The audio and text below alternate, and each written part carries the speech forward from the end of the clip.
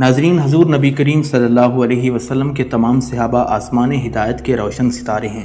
تمام صحابہ گلشن میں مہکتے پھولوں کا گلدستہ ہیں، لیکن ان میں حضرت علی رضی اللہ تعالیٰ عنہ ایسی شخصیت ہیں جس کے بارے میں نبی اکرم صلی اللہ علیہ وسلم نے یہ ارشاد فرمایا تھا، انا مدینۃ العلم والی بابھا، یعنی میں علم کا شہر ہوں اور علی اس کا دروازہ ہے۔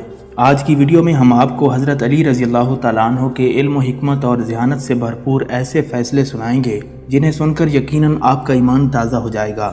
ان میں سے چند فیصلے ایسے ہیں جو حضرت علی رضی اللہ تعالیٰ عنہ نے عہد نبوی میں کیے تھے اور جنہیں سن کر رسول اللہ صلی اللہ علیہ وسلم نے ان کے درست ہونے کی خبر دی تھی۔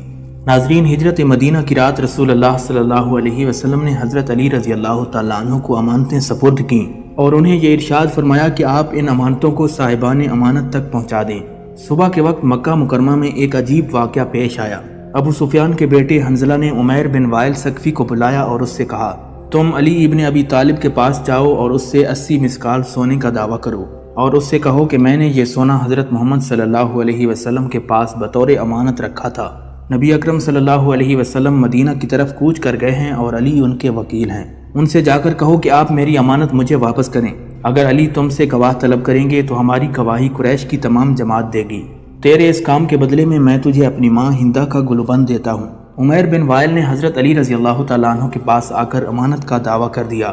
حضرت علی رضی اللہ تعالیٰ عنہ نے اس سے امانت کی نشانی طلب کی تو اس نے بتا دی۔ اس کے بعد آپ نے امانتی سامان میں اسے تلاش کیا تو کہیں اس کے آثار بھی نہ ملے، جبکہ ہر امانت پر اس کے مالک کا نام لکھا ہوا تھا اور اس میں عمیر کا نام کہیں بھی درج نہیں تھا۔ حضرت علی رضی اللہ تعالیٰ عنہ نے عمیر کو بہت سمجھایا کہ تم اس دعوے میں جھوٹے ہو، تم جھوٹ سے باز آ جاؤ، لیکن اسے سمجھانے کا کوئی فائدہ نہ ہوا اور وہ اپنی ضد پر اڑا رہا۔ اس نے کہا، میرے چند گواہ ہیں جن میں ابو جہل اور اس کا بیٹا اکرمہ، عقبہ بن معیط، ابو سفیان اور اس کا بیٹا حنظلہ شامل ہیں۔ یہ حضرات میری گواہی دینے کے لیے حاضر ہیں۔ یہ سن کر حضرت علی رضی اللہ تعالیٰ عنہ اچھی طرح جان گئے کہ ان کا یہ صرف فریب ہے۔ چنانچہ آپ نے فرمایا کہ گواہوں کو خانہ کعبہ میں حاضر کیا جائے۔ پھر آپ رضی اللہ تعالیٰ عنہ نے عمیر کو ایسی جگہ طلب کیا کہ گواہ عمیر کی بات نہ سن سکیں۔ آپ نے فرمایا، برادر ثقیف، بتائیے یہ امانت آپ نے دن کے کس وقت رسول اللہ صلی اللہ علیہ وسلم کے سپرد کی تھی؟ اس نے کہا، دوپہر کے وقت رسول خدا نے میرے ہاتھ سے لی تھی اور اپنے غلام کے حوالے کی تھی۔ اس کے بعد حضرت علی رضی اللہ تعالیٰ عنہ نے ابو جہل کو طلب کیا، لیکن اس نے گواہی دینے سے انکار کر دیا اور کہنے لگا، مجھ پر گواہی دینا کوئی فرض تو نہیں ہے۔ پھر آپ نے ابو سفیان کو بلایا اور اس سے یہی سوال کیا۔ ابو سفیان نے کہا، غروب آفتاب کے وقت محمد صلی اللہ علیہ وسلم کے حوالے کی تھی اور آپ نے اپنی جیب میں ڈال دی تھی۔ پھر حنظلہ کو بلایا تو اس نے گواہی دی کہ عین دوپہر کا وقت تھا جب یہ امانت حضرت محمد صلی اللہ علیہ وسلم نے لی تھی۔ پھر حضرت علی رضی اللہ تعالیٰ عنہ نے عقبہ کو علیحدہ بلا کر اس سے سوال کیا۔ عقبہ نے جواب میں کہا، محمد صلی اللہ علیہ وسلم نے یہ امانت عصر کے وقت لی اور فوراً اسے اپنے گھر بھیج دیا۔ پھر حضرت علی نے اکرمہ کو بلایا اور اس سے سوال کیا۔ اس نے جواب میں کہا، محمد نے یہ امانت طلوع آفتاب کے وقت لی تھی اور اس امانت کو فاطمہ بنت اسد کے گھر روانہ کر دیا تھا۔ جب عمیر نے مختلف اور متضاد شہادتیں سنی تو اس کا رنگ اڑ گیا اور وہ جان گیا کہ اس حرکت سے اس کی رسوائی ہوئی ہے اور اسے مزید ذلت کا سامنا کرنا پڑے گا۔ چنانچہ اس کا رنگ زرد ہو گیا اور اس کے چہرے پر ہوائیاں اڑنے لگیں۔ حضرت علی رضی اللہ تعالیٰ عنہ نے فرمایا، اے عمیر، تیرا رنگ کیوں زرد ہو گیا ہے اور تجھ میں کیوں تبدیلی آ رہی ہے؟ عمیر نے کہا، علی، میں نے جو دعویٰ کیا وہ دراصل کسی کا مکر و فریب تھا۔ اب میں آپ کو اصل بات بتاتا ہوں، میں رسوا نہیں ہونا چاہتا۔ مجھے اس محترم گھر بیت اللہ شریف کی قسم کہ میری محمد کے پاس کوئی امانت نہیں تھی۔ اصل میں حنظلہ بن ابی سفیان نے مجھے لالچ دیا اور ابو سفیان نے مجھے اس کے بدلے میں دینار اور ہندہ کا گلوبند دیا۔ میں انہیں واپس کرتا ہوں۔ یہ سن کر قریش کے سر خجالت سے جھک گئے۔ اس وقت حضرت علی رضی اللہ تعالیٰ عنہ نے فرمایا، وہ تلوار لائی جائے جو گوشہ خانہ میں موجود ہے۔ چنانچہ آپ نے وہ تلوار لی اور ابو سفیان کے سامنے رکھی۔ فرمانے لگے، اس تلوار کو پہچانتے ہو؟ ابو سفیان اور اس کے گروہ نے جواب دیا، ہاں، یہ تلوار حنظلہ کی ہے، یہ وہ تلوار ہے جو چوری ہو چکی ہے۔ حضرت علی نے فرمایا، ہاں، یہ تلوار حنظلہ کی ہے، لیکن اسے کسی نے چرایا نہیں ہے، اس میں بھی تمہارا مکر و فریب شامل ہے۔ پھر حضرت علی نے ابو سفیان سے کہا، بتاؤ تمہارا غلام مہلہ اسود کہاں ہے؟ ابو سفیان نے کہا، کسی کام کے لیے طائف گیا ہوا ہے۔ حضرت علی نے فرمایا، تجھ پر افسوس ہے، اگر تو سچا ہے تو اسے حاضر کر۔ ابو سفیان خاموش اور پریشان ہو گیا۔ اس کے بعد آپ نے سرداران قریش کے 10 غلاموں کو حکم دیا اور زمین کے فلاں ٹکڑے میں گڑھا کھود کر مہلہ اسود کی لاش کو باہر نکالیں اور اسے صحن کعبہ میں لے آئیں۔ چنانچہ پھر انہوں نے ایسا ہی کیا اور وہ ابو سفیان کے غلام کی لاش کو نکال کر لے آئے۔ یہ منظر دیکھ کر لوگ اکٹھے ہو گئے اور اس قتل کا سبب دریافت کرنے لگے۔ حضرت علی نے فرمایا حنظلہ اور ابو سفیان نے اسے رشوت دی تھی اور اس سے کہا کہ اگر تو علی کو قتل کر دے گا تو ہم تجھے آزاد کر دیں گے، اور ان کا غلام اس پر آمادہ ہو گیا۔ حنظلہ نے اس کو تلوار دی، وہ اندھیرے میں چھپ کر بیٹھ گیا تاکہ مجھے قتل کرے۔ جب میں اس کے قریب گیا تو وہ کھڑا ہو کر تلوار سے میرے سر پر وار کرنے لگا۔ میں نے اس سے تلوار کھینچ لی اور ایک ضرب سے اسے قتل کر دیا، اور یوں اس کے مکر و فریب کا کوئی نتیجہ برآمد نہ ہو سکا۔ عمیر نے جب یہ داستان سنی تو اس کا دل نور اسلام سے روشن ہو گیا، اور اس نے کہا اشہد ان لا الہ الا اللہ و اشہد ان محمد رسول اللہ۔ اس واقعے کے بعد حضرت علی رضی اللہ تعالیٰ عنہ مدینہ منورہ ہجرت کر گئے۔ ناظرین، حضرت علی رضی اللہ تعالیٰ عنہ ابھی نوعمر تھے اور عمر مبارک 20 سال کے قریب تھی۔ اسی دوران رسول اللہ صلی اللہ علیہ وسلم نے ان کو قاضی بنا کر یمن کی طرف بھیجا۔ حضرت علی رضی اللہ تعالیٰ عنہ نے بوقت روانگی عرض کیا، یا رسول اللہ صلی اللہ علیہ وسلم، آپ مجھے یمن بھیج رہے ہیں، وہاں کے لوگ مجھ سے قضاء کے بارے میں پوچھیں گے اور مجھے اس کا علم نہیں ہے۔ نبی علیہ الصلوۃ والسلام کے ہونٹوں پر مسکراہٹ پھیل گئی، پھر شفقت بھرے انداز میں فرمایا، اے علی میرے قریب آؤ۔ حضرت علی رضی اللہ تعالیٰ عنہ قریب ہوئے تو حضور علیہ الصلوۃ والسلام نے اپنا دست مبارک حضرت علی رضی اللہ تعالیٰ عنہ کے سینے پر مارا اور پھر یہ دعا فرمائی، اے اللہ اس کی زبان کو راستگو اور دل کو ثبات و استقلال عطا فرما۔ پھر آپ نے حضرت علی کو مخاطب کرتے ہوئے فرمایا، اے علی جب دو فریق تیرے پاس مقدمہ لے کر آئیں تو جب تک تم دوسرے کی بات نہ سن لو ان کے درمیان فیصلہ نہ کرنا، جب تم اسی طرح کرو گے تو تیرے لیے فیصلہ کرنا واضح ہو جائے گا۔ حضرت علی رضی اللہ تعالیٰ عنہ فرماتے ہیں، اس ذات کی قسم جس نے دانے کو پیدا کیا اور مخلوق کو پیدا کیا، اس کے بعد مجھے دو آدمیوں کے درمیان کبھی فیصلہ کرنے میں کوئی تردد نہیں ہوا۔ امام احمد بن حنبل رحمۃ اللہ علیہ نے مسند علی میں اپنی سند سے روایت بیان کی ہے جو حنش سے روایت کردہ ہے۔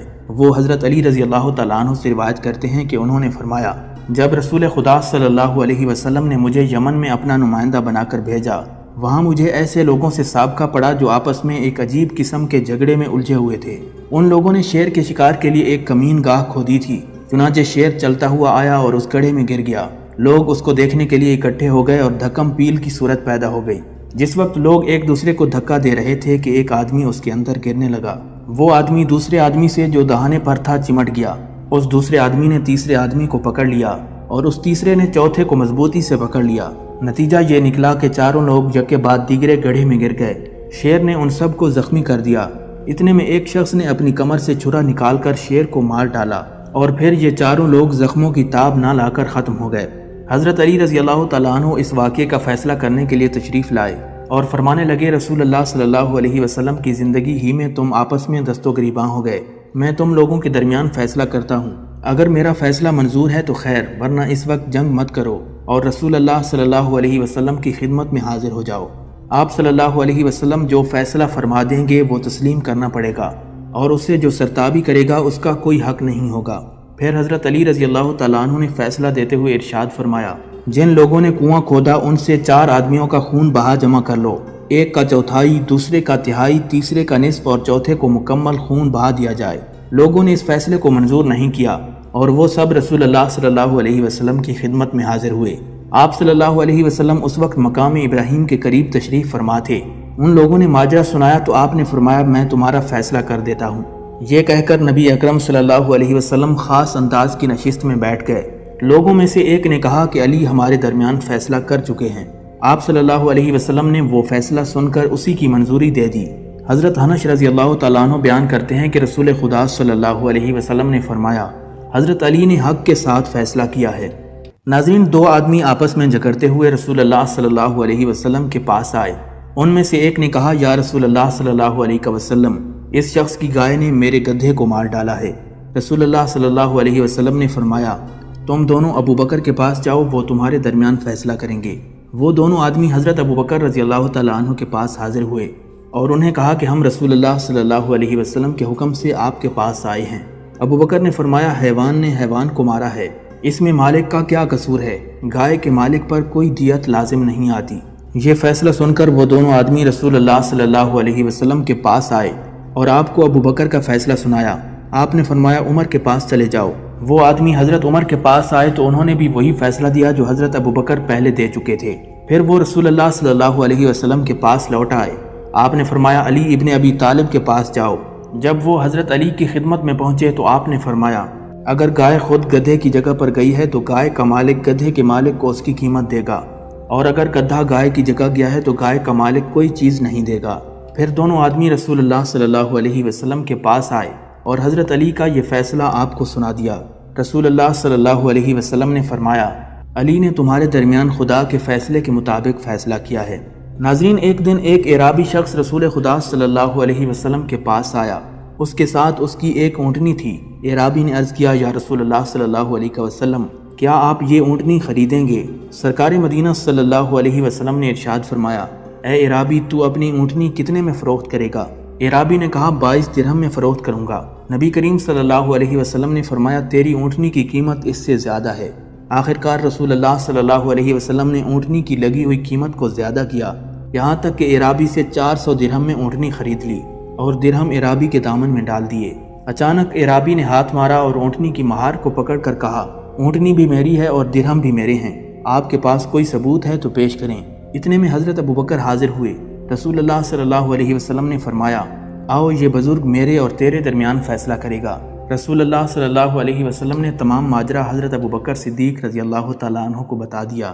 حضرت ابوبکر صدیق رضی اللہ تعالیٰ عنہ نے عرض کیا، معاملہ واضح ہے، کیونکہ اعرابی نے ثبوت طلب کیا ہے، لہٰذا آپ پر ثبوت پیش کرنا ضروری ہے۔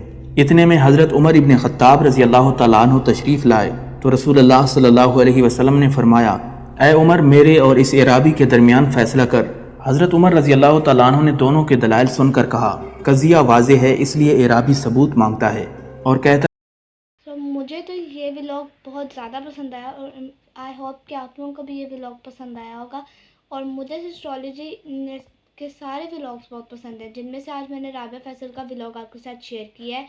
اور میں جیسے کہ میں نے آپ کو بتایا تھا کہ میں آپ کے ساتھ اپنے دن کی ایکٹیویٹیز شیئر کیا کروں گی، اور یہ بھی ایک میری ایکٹیویٹی سمجھے، کیونکہ میں دن میں اسٹرالوجی کا ولاگ تو ضرور دیکھتی ہوں، اور میں آپ کے ساتھ ایسے اور ولاگس شیئر کرتی رہوں گی۔ اور آپ میرے چینل کو سبسکرائب کرنا نہ بھولیے گا۔ Thank you.